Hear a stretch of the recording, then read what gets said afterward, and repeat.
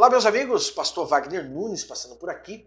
E hoje vamos falar sobre um assunto um pouco polêmico, a remuneração pastoral. É um assunto polêmico, espinhoso, muitos não querem nem falar, mas eu não vejo dificuldade bíblica para tocar nesse assunto. Aliás, deve ser tocado esse assunto, principalmente nos dias atuais, onde há uma confusão das pessoas nessa questão. Uns dizem que não, que pastor não pode receber salário porque é ladrão, é bandido, não pode, está vivendo nas custas dos outros.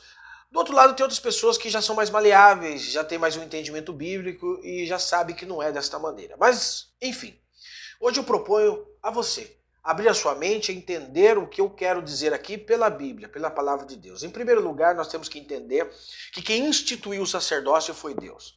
Foi Deus que instituiu o homem para cuidar espiritualmente do seu povo. E desses homens, Deus sempre exigiu o melhor, tanto na roupa quanto na qualidade de vida deles. Foi o próprio Deus que falou isso. A Bíblia diz que esses homens que Deus escolheu para cuidar do seu povo não poderiam se embaraçar e nem trabalhar nos serviços externos, mas que tinham que trabalhar apenas para a obra do Senhor Jesus, ou do Senhor Deus de Israel, no caso da Antiga Aliança. Bom, esses homens eles viviam a serviço do povo. Então Deus o instituiu. Na Nova Aliança, nós temos Jesus vindo e muitos acham que Jesus aboliu, né? Jesus não aboliu a Antiga Aliança, Jesus a cumpriu, é totalmente diferente. Ah, mas o templo não existe mais, não existe sacerdote? Existe sim. A Bíblia diz que ele mesmo deu uns para apóstolos, doutores, pastores, evangelistas, querendo o aperfeiçoamento do seu povo. Então Deus levantou os sacerdotes dessa nova aliança. Não é como os sacerdotes do antigo, mas temos referências iguais. Nós temos funções um pouco parecidas, pois devemos cuidar do povo de Deus e pregar o evangelho. E como esses homens vão se manter? Como esses homens vão viver? Né? Aqui que é o problema. Bom, agora eu vou ler a Bíblia e você julga aí se o que eu estou falando é mentira ou verdade. Não veja esse vídeo querendo brigar, tendo contenda, não. Leia, eu vou dar as referências. Seja sincero com você e Deus. Se eu estou errado ou se eu estou certo. Vamos lá. Gálatas capítulo 6, o verso 6 diz assim. Você pode abrir a sua Bíblia. Diz assim. E o que é instruído na palavra, reparta de todos os seus bens com aquele que o instrui. Instrução, direção. Aquele que o instrui é um professor. É um pedagogo. Ele teve tempo para meditar, ele teve que ter tempo para aprender, ele teve que ter tempo para se dedicar. Então não vem do céu. Isso requer preparo. E esse preparo é custeado como? Se ele não tem tempo porque ele vive trabalhando nos serviços externos, então ele tem que ser custeado. A fim do quê? De se preparar para quê? Para ajudar o próprio povo de Deus. Então, ele diz assim, aquele que é instruído na palavra, reparta os seus bens com aquele que o instrui. Os seus bens, aqui não está falando para você dar a sua casa, o seu carro, não. É para você ajudar ele. É para você cuidar dele. Se você está sendo abençoado espiritualmente, cuide do seu líder. É isso que está querendo dizer o texto. Vamos lá, mas não fica nessa não. 1 Timóteo, capítulo 5, verso número 17. Devem ser considerados merecedores de dobrados honorários os presbíteros, que presidem bem, com especialidade os que se afadigam na palavra e no ensino, afadigam. Gostei dessa versão, Almeida atualizada. Afadigam, ou seja, eles investem tempo meditando para trazer o melhor para o seu povo. Então isso requer tempo, requer preparo, não é da hora a outra. Então, o que ele está dizendo aqui, esses daqui são dignos de duplo honorários. Não é só respeitá-los, não é só ter com grande estima, não, você tem que abençoá-los, tem que guardar, cuidar deles, porque eles têm família também. Porque, veja bem comigo, como que pode um pastor cuidar do povo e não cuidar da sua casa? Como que pode um pastor, um líder, eu estou falando de homem de Deus, não estou falando de vagabundo, tranqueiro e nem sem vergonha, estou falando de homens de Deus. Tá? De pessoas chamadas, vocacionadas para isso. Ele vai cuidar do povo e esquecer da sua família? Não é justo. Ah, e você olha assim, ele me ajudou, eu fui grato, mas ele que se vire, que Deus que cuide dele. Deus cuida através de quem? Do povo.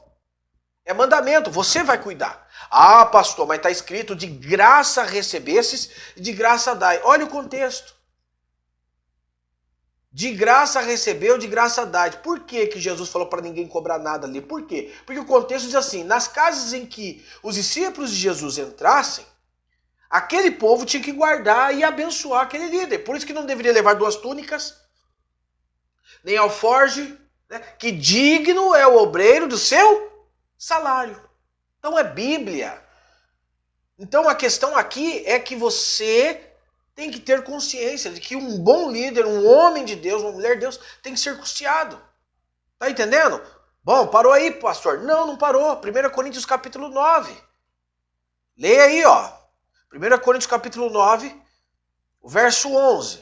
Você vai ver que no contexto Paulo está aqui defendendo o seu apostolado para os irmãos de Corintos, que ali existiam algumas divergências, e eles não queriam reconhecer o apostolado de Paulo. E foi o próprio apóstolo Paulo que fundou a igreja de Corintos. Mas alguns daquela geração não queriam reconhecer o apostolado dele. E olha só o que diz o verso de número 11. Paulo dizendo, se nós vos semeamos as coisas espirituais, será muito que de vós recolhamos as carnais? Paulo está dizendo do cuidado também dos homens de Deus que eram custeados. Aí você vai ver aí no contexto, Paulo dizendo assim, nós não temos direito de deixar de trabalhar no serviço externo para cuidar da obra. É isso que ele está dizendo. Aí o verso 14 diz assim, e assim ordenou também o Senhor. É ordenança. Os que anunciam o evangelho, que vivam do evangelho.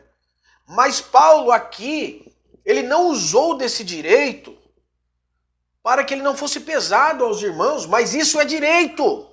Não é pecado, não. O problema da geração de hoje é que não tem moderação. Eles acham que todos os pastores são ricos, todos os pastores têm milhões, todos os pastores são vagabundos, são milionários. Não, irmãos, muito pouco. E muitos homens de Deus pagam por esses muito poucos. Esses poucos ganham tanto, e outros não ganham nada. Mas você foi abençoado pela palavra de um homem de Deus. No passado, quantos pastores sacrificou sua família? Eu conheço filhos de pastores, preste bem atenção, que não querem nem saber da igreja mais, porque viu o pai sofrer tanto na obra, que não ganhava nada. Passava fome para cuidar dos outros. Só que esse é um modelo antibíblico. Antes de cuidar dos outros, tem que cuidar da sua família.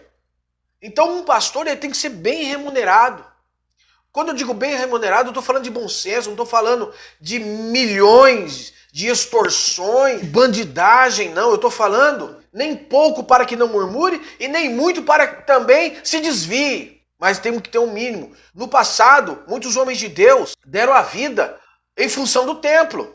As igrejas evangélicas, ela sempre ensinou o povo a contribuir para cuidar do templo, para cuidar do lustre, para cuidar da sede, para cuidar das congregações, para comprar tinta, para comprar tijolo, enquanto o pastor passava fome. Enquanto o pastor não tinha um recurso. Enquanto filhos de pastores estavam doentes. Aí você vai dizer, não, mas Deus cuida. Claro que Deus cuida, através de você.